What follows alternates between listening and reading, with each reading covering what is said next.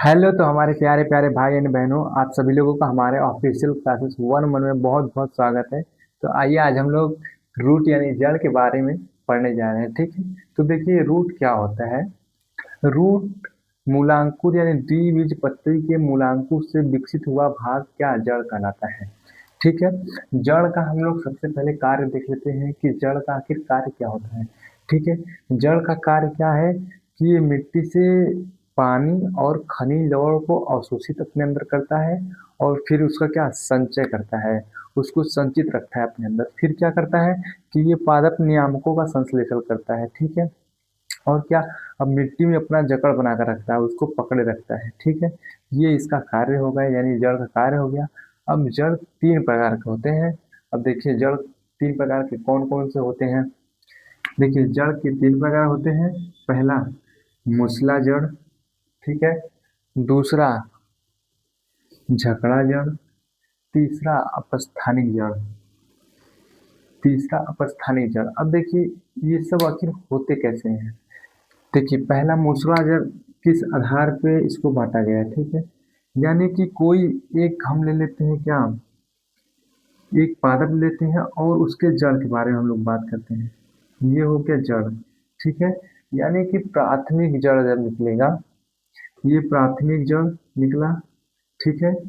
फिर उसके बाद एक द्वितीयक और तृतीयक इसके साइड साइड यानी पार्श्वीय क्या मूल निकलते हैं, उसको क्या, इन सभी को मिलाकर पार्श्वी मूल प्राथमिक हो, द्वितीयक हो, तृतीयक हो और क्या प्राथमिक मूल सभी को मिलाकर क्या मूसला जड़ कहा जाता है उसको। ठीक है। अब इसका एग्जाम्पल जैसे लेते हैं, जैसे सरसों का पेड़ हो गया, सरसों का पौधा हो गया, उसको हम लोग क्या मूसला जड़ बोलेंगे। ठीक है। उसका जड़ कैसा होता है, मूसला जड़ होता है। ठीक है। अब देखिए झकड़ा जड़ क्या होता है। झकड़ा जड़ में क्या होता है कि प्राथमिक मूल अल्पकालिक होता है। जैसे मान लीजिए ये कोई पौधा है। ठीक है। इसका जो प्राथमिक मूल निकला है ये समाप्त हो जाएगा कुछ दिनों में। इसके साइड साइड में अनेक मूल निकलेंगे, वो क्या हो जाएगा, अनेक मूल निकल रहे हैं, वही एक झकड़ा जड़ हो गया।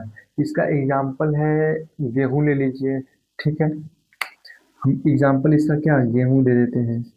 इसमें देखेंगे आप अनेक प्राथमिक मूल के स्थान पे अनेक मूल निकलेंगे, यही क्या झकड़ा जड़ हो गया। अपस्थानिक जड़ में हम लोग जैसे लेते हैं कि ये मूलांकुर भाग से यानी जड़ के भाग से न निकल कर कहीं और से, जैसे तना हो गया।